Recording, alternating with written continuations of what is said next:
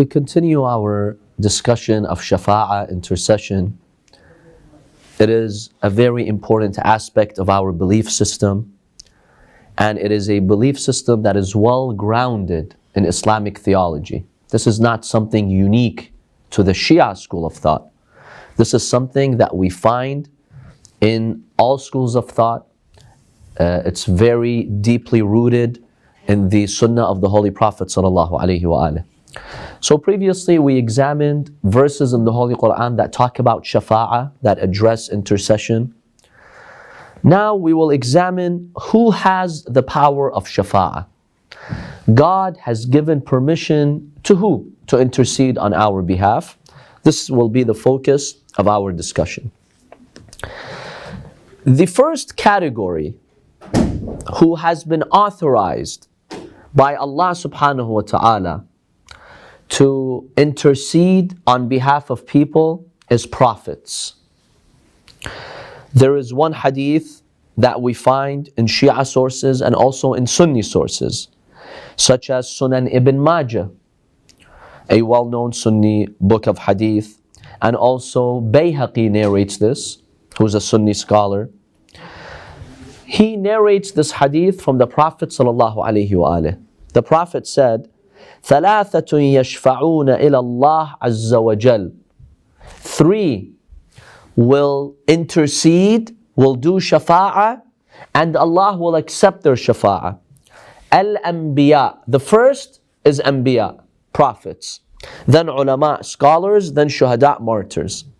So the first category of those who will be authorized to intercede are prophets.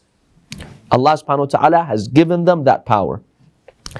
There's another hadith in Musnad Ahmad ibn Hanbal, which is a prominent Sunni book of hadith. It's a hadith that he narrates from Abi Bakr, not Abu Bakr, Abi Bakr, عن النبي صلى الله عليه وآله, in which he said, يحمل الناس على الصراط يوم القيامة. People are on the sirat, on the day of judgment. Then they're about to collapse. The people are about to collapse in hell. What happens?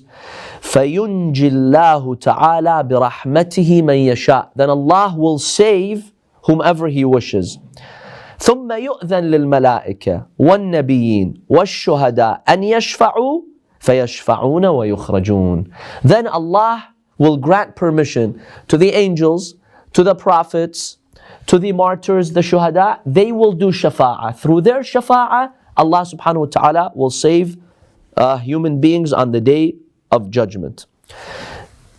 In another hadith, in another version of this hadith, which is mentioned in Sunni sources, وَيَشْفَعُونَ وَيُخْرِجُونَ مَنْ كَانَ فِي قَلْبِهِ مَا يَزْنُ ذَرَّةً مِّنْ إِيمَانٍ. If you have an atom's weight of faith in your heart, you will be saved. Allah subhanahu wa ta'ala will allow the prophets to intercede on your behalf. So we are seeing that in a number of hadiths, it's well established that the prophets have been authorized by Allah subhanahu wa ta'ala to intercede on the day of judgment. The power of shafa'ah has been given to them.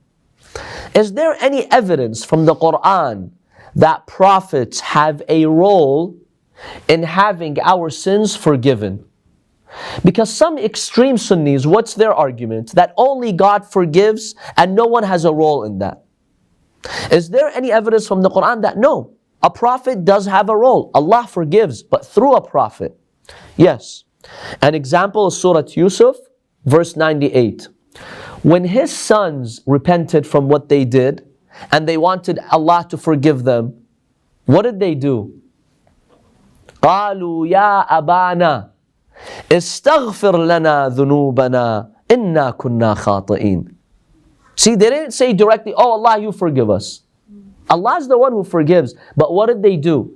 Father, you ask Allah to forgive us. That's a type of shafa'ah. Because they're using Him as a means to get their sins forgiven. And that's the meaning of intercession. Did He say, shirk, don't involve me? As they say, makhasni, it's none of my job. Go ask Allah subhanahu wa ta'ala directly. No. What did He say in the Holy Quran? قال سوف أستغفر لكم ربي إنه هو الغفور الرحيم. Yes, I will ask Allah to forgive you, for Allah is the compassionate, the merciful. Hadith state he waited till the time of Sahar, the last third of the night, that's the blessed time, and he asked Allah subhanahu wa ta'ala to forgive them, and Allah subhanahu wa ta'ala forgave them. Now, when we speak about the shafa'ah of prophets, which prophet has the greatest share of shafa'ah on the Day of Judgment? Prophet Muhammad sallallahu alayhi wa alih. Allahumma salli ala Muhammad wa alih. The Quran in Surah An-Nisa verse 64 states very clearly that those who wronged themselves, people who committed sins, if they come to you, Ya Rasulullah, and they ask for forgiveness from Allah, and they ask you to ask Allah to forgive them, Allah will surely forgive them. وَلَوْ أَنَّهُمْ إِذْ ظَلَمُوا أَنفُسَهُمْ جَاءُوكَ, people who committed sins, جَاءُوكَ, they come to you, Ya Rasulullah. Okay, then what happens? فَاسْتَغْفَرُوا اللَّهِ وَاسْتَغْفَرَ لَهُمُ الرَّسُولِ. The Quran mentions two conditions to have your sins forgiven. One, astaghfirullah, they ask Allah to forgive them, because Allah is the ultimate forgiver. But that's only one part of the condition. What's the second part? وَاسْتَغْفَرَ لَهُمُ الرَّسُولِ. The second condition is that the messenger asks Allah to forgive them. He intercedes on their behalf. See, he has a role in their forgiveness. Then لَوَجَدُوا اللَّهَ تَوَّابًا رَحِيمًا. Then they will find Allah accepting their forgiveness. So the Prophet must have a role over here. Now, a very important point over here. There are some Muslims from other schools of thought, especially, for example, the Wahhabi ideology.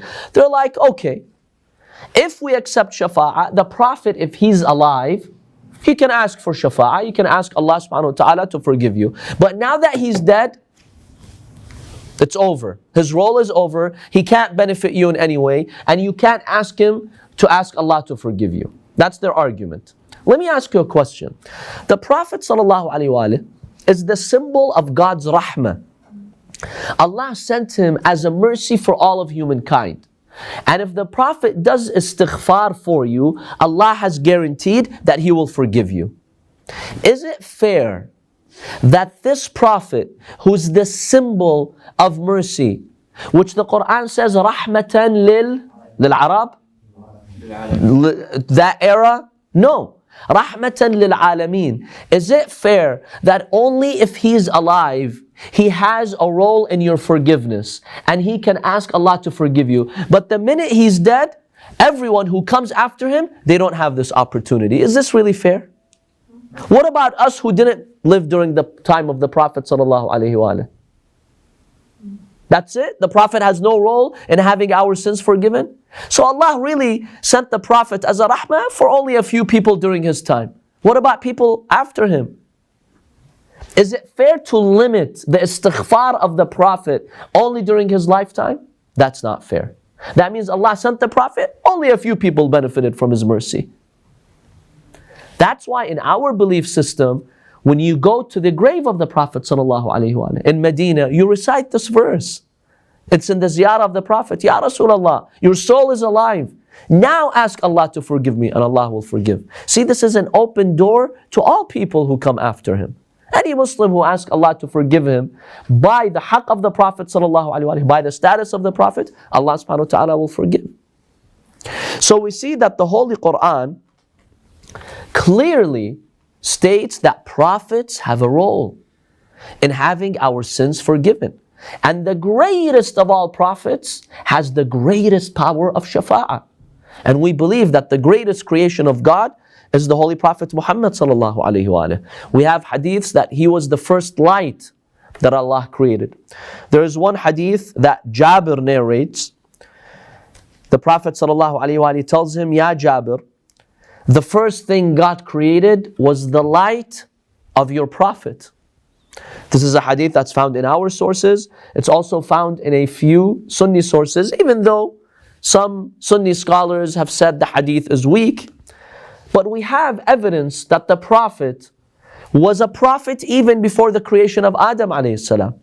For instance, there is this hadith that At-Tabarani has mentioned. Ahmad ibn Hanbal has also mentioned this hadith. This hadith is from Maysara. He says, قلت يا رسول الله متى كتبت or جعلت متى جعلت نبيا? When were you a prophet? What was the response of the Prophet? This is a Sahih hadith. It's found in Sunni sources. He says, وَآدَمُ بَيْنَ الرُّوحِ وَالْجَسَدِ. He says, when Adam was about to be created, I was already a prophet. Now, the Prophet wasn't a prophet in physical form because his physical body was not born yet. How was he a prophet? His light, the light of the Prophet ﷺ was a source of mercy, was a source of rahmah, even before Adam ﷺ. Now they come and tell you, yeah, only a few companions during his life, they could ask him for istighfar. That's limiting the mercy of Allah subhanahu wa ta'ala. That's limiting the mercy of the Holy Prophet sallallahu alaihi wasallam.